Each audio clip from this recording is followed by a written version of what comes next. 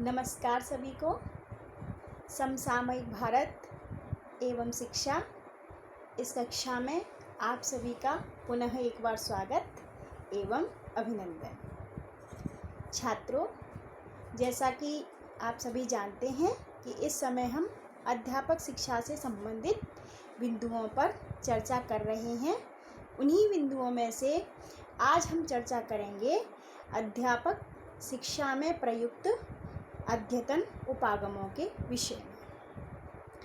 तो जैसा कि हम सभी जानते हैं कि अध्यापक शिक्षा उन सभी औपचारिक एवं अनौपचारिक क्रियाओं तथा अनुभवों का ज्ञान प्रदान करने से है जो किसी व्यक्ति को अध्यापक के उत्तरदायित्वों को प्रदान करके उसे प्रभावशाली ढंग से निर्वाह करने में सक्षम बनाती है।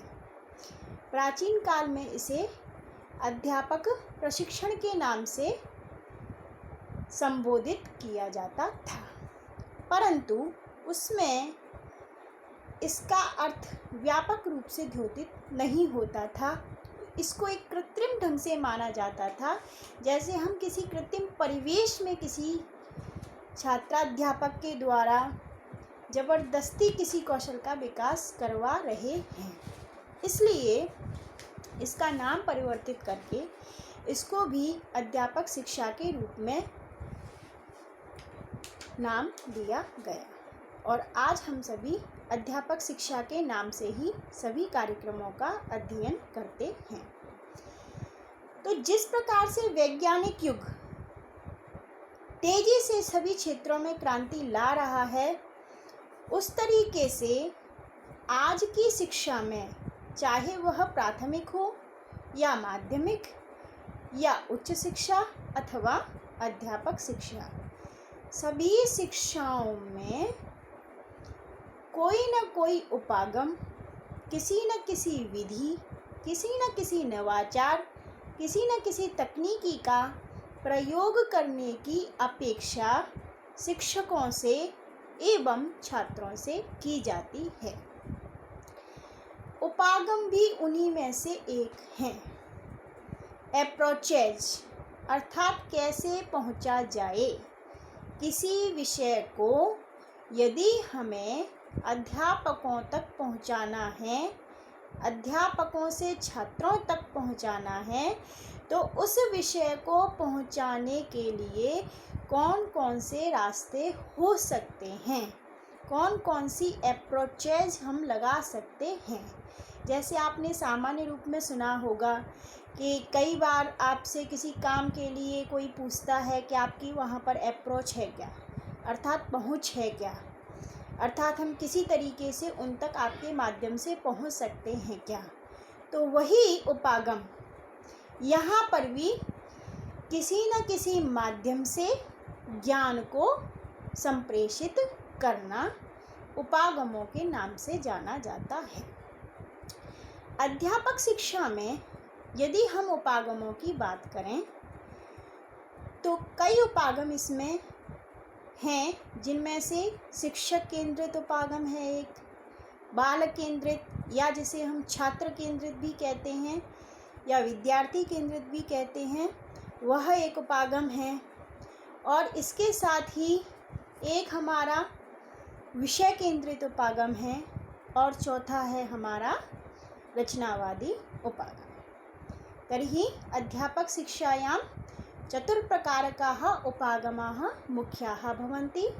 प्रथमं भवति शिक्षक केंद्रित उपागमः, द्वितीयः भवति छात्र केंद्रित उपागमः, तृतीयः भवति विषय केंद्रित उपागमः एवं च चतुर्थः भवति रचनावादी उपागमः।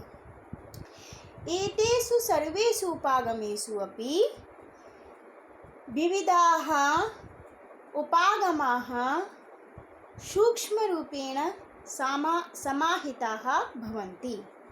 यथा शिक्षक केंद्रित उपागमे यदि वयं पश्यामः तर्हि दलशिक्षणम् एकं भवति, पर्यवेक्षणशिक्षणम् एकं भवति।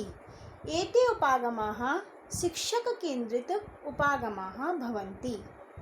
एवं च यदि छात्र केन्द्रित उपागमानां विषये वयं चर्चां कुर्मः तर्हि आगमनोपागमः, समस्या समाधानोपागमः, परियोजना कार्यं, पुनश्च अस्माकम् अभिक्रमितानुदेशनम् एवं च संग्रथन उपागम, एते उपागमाः छात्र केन्द्रित उपागमाः भवन्ति।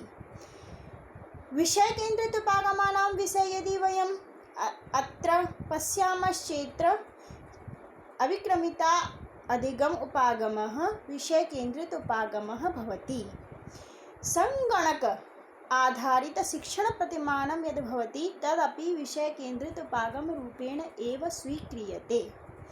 एवं च रचनावादी उपागम विषये यदि वयं चर्चां कुर्मः तर्हि समस्या समाधानोपागमः पुनः वस्तुतः छात्र केन्द्रित ये उपागमाः भवन्ति ते सर्वे उपागमाः रचनावादी उपागमे एव समाहृताः भवन्ति। अतः आगमनोपागमः, समस्या समाधानोपागमः, पुनश्च अस्माकम् एकं भवति प्रायोजना कार्यं, पुनश्च पर्यवेक्षण अध्ययन उपागमः, एते सर्वे उपागमाः रचनावादी उपागमे समाहृताः भवन्ति। तर्हि एकैकशः यदि वयं चर्चां कुर्मः तर्हि आदौ पश्यामः शिक्षक केन्द्रित उपागमे किमर्थम् एते उपागमाः अन्तर्निहिताः भवन्ति। वस्तुतः शिक्षक केन्द्रित उपागमेषु किं भवति?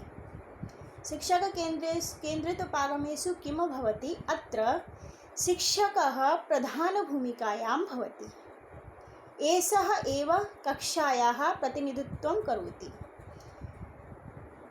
एषः एव छात्रान् यद् वदति छात्राः तमेव कार्यं कुर्वन्ति। यदि समूहकार्यमपि कार्यते तर्हि एषः एव समूहनायकस्य निर्धारणं करोति, समस्यायाः निर्धारणं करोति, पुनश्च समस्यासमाधाने अपि पूर्णसाहाय्यं करोति। परन्तु इदानीन्तनसमाजे एषा अस्माकम् अवधारणा वर्तते यत् कोऽपि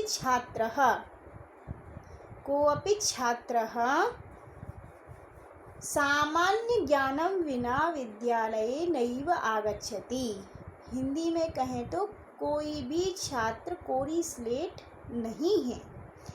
जब वो विद्यालय में प्रवेश करता है तो उसको कुछ न कुछ ज्ञान होता है। अब उसके ज्ञान को अग्रिम ज्ञान में जोड़ने के लिए किस तरह से कार्य करना है, ये भूमिका विद्यालयों में इन उपागमों के माध्यम से तय की जाती है। इनमें भी जो 2005 का NCF नेशनल करिकुलम फ्रेमवर्क जो बनाया गया उसमें बात रखी गई कि हमें छात्र केंद्रित शिक्षा पर बल देना है और छात्रों को ही ज़्यादा से ज़्यादा कार्यों में संलग्न करके स्वयं करके सीखने की विधि को बढ़ावा देना है। अध्यापक सिर्फ पथ प्रदर्शक के रूप में, मार्गदर्शक के रूप में एवं पर्यवेक्षक के रूप में कार्य करेगा और उसी का स्वरूप निकल करके रचनावादी उपागम के रूप में हमारे सामने है। तो जो शिक्षक केंद्रित उपागम प्राचीन काल में जिसको बहुत ही महत्व दिया जाता था, अब धीरे धीरे गौण होने लगा है। शिक्षकों की भूमिकाएं अब पथ प्रदर्शक के रूप में ज़्यादा निखरती हुई प्रतीत हो रही हैं। मार्गदर्शक के रूप में हमें निर्देशित करती हुई ज़्यादा प्रतीत हो रही हैं। इसी कारण से शिक्षक केंद्रित उपागम का प्रयोग अब शिक्षा में कम किया जा रहा है। लेकिन ऐसा नहीं है कि हमें इसकी पूर्ण उपेक्षा करनी चाहिए, क्योंकि कुछ विषय ऐसे होते हैं जिनको अध्यापक प्रत्यक्ष रूप से अच्छी तरह समझा सकते हैं और कई बार छोटे छोटे जो छात्र होते हैं, बच्चे होते हैं 5वीं तक के, उनको विविध प्रकार के यंत्रों से नुकसान भी पहुंच सकता है। इसलिए यदि प्रत्येक कालांश में वो टेक्नोलॉजी का प्रयोग करेंगे तो उनके लिए आगे जाकर हानिकारक भी है और वे पूरे की पूरे यंत्रों पर निर्भर हो जाएंगे। इस कारण कुछ विषयों को शिक्षक के द्वारा समझाया जाना ही बेहतर माना गया और शिक्षक केंद्रित उपागम को भी उतना ही दर्जा देने की बात कही गई जितना छात्र केंद्रित उपागम को। तो इस प्रकार से इसमें एक दल शिक्षण की बात मैंने की थी। शिक्षक केंद्रित उपागम के अंतर्गत दल शिक्षण उपागम भी आता है, जिसमें यदि किसी विषय को हमें छात्रों तक संबोधित करना है, पहुंचाना है, तो अध्यापक दल बना करके एक एक विषय को संप्रेषित करते हैं। अध्यापक शिक्षा में इसका प्रयोग बहुधा किया जाता है। जब सूक्ष्म शिक्षण सिखाया जाता है तो उसमें प्रत्येक कौशल के बिंदुओं पर प्रकाश डालने के लिए एक एक अध्यापक को निर्धारित किया जाता है। ये आपने भी देखा होगा, जैसे एक अध्यापक प्रस्तावना कौशल पढ़ाएंगे, एक अध्यापक प्रश्नोत्तर कौशल पढ़ाएंगे, तो एक शिक्षिका हमारी पुनर्वलन कौशल पढ़ाएंगी। अन्य जो अध्यापक हैं वो उद्दीपन परिवर्तन कौशल पढ़ाएंगे। इस प्रकार से वो टीम वर्क करते हैं, दल में कार्य करते हैं और धीरे धीरे छात्र सभी अध्यापकों के ज्ञान से स्वयं को पोषित करते हैं। इसके साथ ही शिक्षक केंद्रित उपागमों में पर्यवेक्षण आधारित उपागम का प्रयोग भी किया जाता है। पर्यवेक्षण आधारित उपागम में जब छात्र किसी समस्या पर कार्य कर रहे होते हैं, जैसे अध्यापक शिक्षा में बात की जाए तो जब छात्र एमएड में हैं और वो शोध कार्य कर रहे हैं, उन्हें लघु शोध प्रबंध लिखना है या एमफिल का लघु शोध प्रबंध लिखना है या फिर पीएचडी का शोध कार्य करना है, उसके लिए अध्यापक जो है पर्यवेक्षक के रूप में कार्य करता है। वो अपना कार्य धीरे धीरे करते हैं और अध्यापक को समय समय पर उसको ऑब्जर्व करवाते हैं, उनसे निरीक्षण करवाते हैं और उनसे आगे के लिए राय लेते हैं। तो इस प्रकार से ये जो उपागम है वो पर्यवेक्षण आधारित उपागम भी शिक्षक केंद्रित उपागमों का एक हिस्सा माना जाता है। साथ ही अध्यापकों के द्वारा कक्षाओं में जिन जिन विधियों का प्रयोग किया जाता है वो भी कहीं ना कहीं शिक्षक केंद्रित उपागमों के ही हिस्से हैं, पर उन्हें छात्र केंद्रित उपागमों में इसलिए जोड़ दिया गया है कि वहाँ छात्र प्रधान होता है और अध्यापक गौण रूप से कार्य करता है। बिना अध्यापक के निरीक्षण के वह पूर्ण कार्य संभव होना सफल रूप से नहीं माना जाता है सब, और छात्र भी पूर्ण रूप से उसको कार्य को करने में सफल नहीं हो पाते हैं। फिर भी वहाँ पर छात्रों को मुख्य रूप से कार्य करने के लिए स्वतंत्र छोड़ा जाता है। इसलिए ज़्यादातर जो उपागम आजकल प्रयोग में लाए जा रहे हैं वो सभी छात्र केंद्रित उपागम एवं रचनावादी उपागमों में समाहित हैं। जैसे आगमन उपागम है, इसको हिल्दा तवा उपागम भी कहा जाता है, और इसमें क्या किया जाता है कि एक जो है परिस्थिति होती है बच्चे के सामने और उसको स्वयं समाधान करना होता है। शिक्षक उसका मार्गदर्शन धीरे धीरे करता रहता है। ऐसे ही समस्या समाधान उपागम है। कोई समस्या छात्र को दे दी जाती है, मान लीजिए गणित का कोई सवाल दे दिया गया, संस्कृत का कोई सूत्र दे दिया गया, संस्कृत का कोई श्लोक दे दिया गया, या अध्यापक शिक्षा की हम बात करें तो वहाँ पर कोई विषय दे दिया गया, जैसे प्राथमिक शिक्षा की समस्याएं हैं, तो वो सभी छात्र उनके समूह निर्धारित कर दिए जाते हैं, उस विषय पर चर्चा करते हैं, बिंदुओं का संकलन करते हैं, पुस्तकालय में जाते हैं, वहाँ से अनेक विषयों का संग्रह करके लाते हैं, फिर आपस में चर्चा करते हैं और उसके बाद में निष्कर्ष निकाला जाता है। तो इस प्रकार से उसमें छात्रों की भूमिका प्रदान होती है। प्रायोजना कार्य भी जो है, यह उपागम भी पूर्णतः छात्र केंद्रित उपागम भी है। इसमें भी जो जॉन डीवी के समय से ही ये चला आ रहा है, जब से प्रयोजनावादी विचारधारा आई थी उसी समय से यह उपागम जो है चला आ रहा है। तो इसका जो प्रायोजना कार्य जो है, इसमें एक प्रोजेक्ट जो है वो छात्रों को दे दिया जाता है और छात्र उस प्रोजेक्ट पर कार्य करते हैं। उसमें उस प्रोजेक्ट को बनाने की प्लानिंग से लेकर के और उसको पूर्ण करने तक का संपूर्ण कार्यभार छात्रों को ही सौंपा जाता है। इसी कारण से जितनी भी जो चिकित्सकीय लाइनें हैं और अभियांत्रिकी लाइनें हैं, उनमें इसी तरह के प्रोजेक्टों के द्वारा प्रायोगिक कार्य किए जाते हैं और छात्रों में दक्षताएं संपादित करवाई जाती हैं।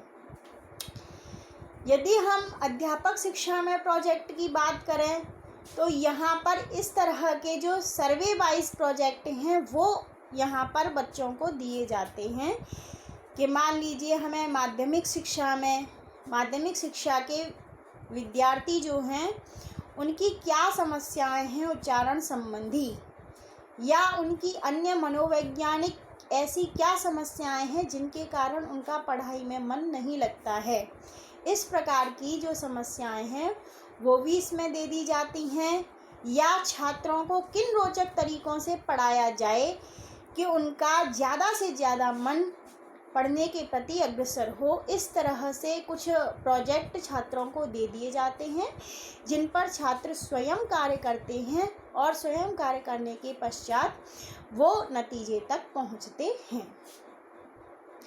इसी प्रकार से यदि छात्रों को स्वयं अध्ययन करना है तो उसमें महत्वपूर्ण भूमिका निभाता है अभिक्रमिता अनुदेशन उपागम जो है वह प्रोग्राम लर्निंग अप्रोच।